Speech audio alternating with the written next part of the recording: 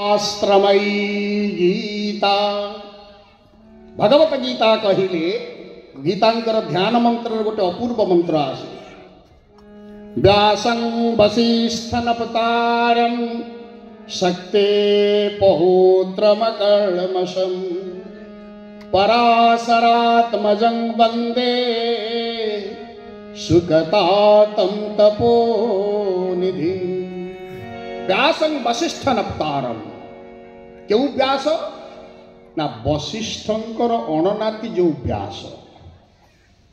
शक्ते है पौत्रम महामुनि शक्तिंकर जे पौत्र कहले नाती सी होचंती व्यास। ये सब होचे व्यासंकर वर्ण वसिष्ठंकर अणनाती शक्तिंकर जे नाती पुणी पराशरात्मजम महामुनि पराशरंकर दिए आत्मज कहले पुओ पुणी सुकतातम महामुनि सुकदेवंकर जी होचंती तात कहले पिता। ताले वंश परंपराटा केमिति प्रथम हेले ब्रह्मा ब्रह्मा को पुओ हेले वशिष्ठ वशिष्ठ को पुओ हेले महामुनि शक्ति महामुनि शक्ति को पुओ हेले महामुनि पराशर महामुनि पराशरंकर पुओ हेले महामुनि व्यास आउ महामुनि व्यासंकर पुओ हेले महामुनि सुकदेव। ऋषिर पुओ एठी ऋषि हुए चोर तस्कर बदमाश लफंगा मद्यप निशा मादकता जुगत अभद्र हुए भी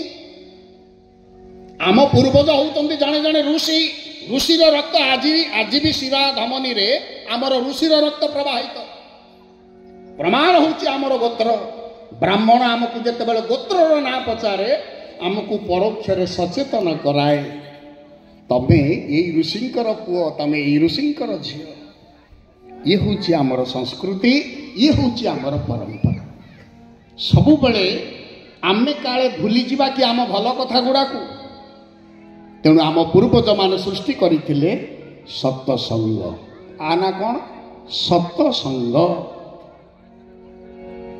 जो संग लाभ द्वारा आम भितर सत विचार धारा सत्कर्म सत्य सत्ता परमेश्वर संबंधी किछि भल कथा आम भितर स्थापित हुए प्रतिष्ठित हुए। ओडिया भागवत निश्चित पढ़ंतु ये तो अल्प समय सभा आज दिन काली गोटे दिन आम दिन मान कौचे कि ना तो संध्या बेले घंटा कि 1.5 घंटा कि 2 घंटा आम कौन शुणा जहाँ शुणा ताकू पाथेय करवा जीवन भितर साइती रखापी प्रचेषित हवा आ शुणिले काली सकाळ जदि किए तू पचारे कुआड़े जाइए कि घर नथिला ताला बजा होता जाइए मंदिर पाक सत्संग होता किए आसते ना अमुक आसते कौन कहते ना भल कथा कहते कौन भल कथा कहले पाटी आँ कर बसिल कहीं काली मन थिला आज भूलीगली काली कौन मन थिला आज कहीं भूल शुणुवा कथा को आमे मने पकाउना केतेबेले तेणु भूली जाऊ। तेणु उपनिषद कहिले श्रोतव्यम मंतव्यम निदिध्यासितव्यम श्रोतव्यम भल कथा को शुण शुणा उचित खाली शुणिकी अटकी जाना श्रोतव्यम पर कहिले मंतव्यम मनन कर मने पका कौन भल कथा शुणिल ताको मने पका। तृतीय निदिध्यासितव्य जो भल कथा मु 10 पद शुणिली प्रचेषित हेबी गोटे शब्द हो बा गोटे वाक्य हो कौन गोटे कथा हो